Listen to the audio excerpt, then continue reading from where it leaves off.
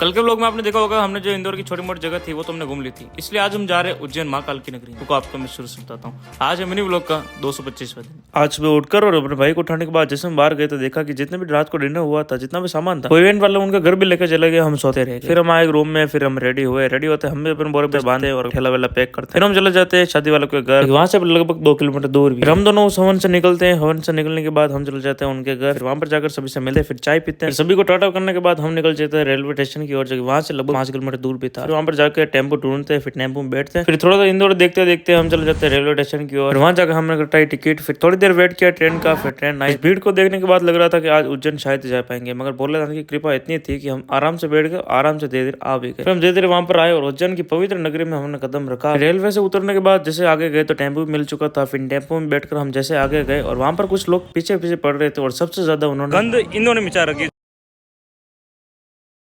फिर प्रभु के दरबार में जाने के बाद हमने भी तिलक लगाया, जो कि सभी लोग। फिर वहाँ पर महाकाल का तिलक लगाने के बाद हम प्रभु के दर्शन करने के लिए जाते हैं, मगर वहाँ पर फोन अलाउड नहीं था। पता नहीं महादेव जी की कृपा इतनी थी कि अंदर जाने के बाद भी एक फोन ऑलरेडी मिल चुका, जो कि था किसी और का, मगर मेरा काम बन गया।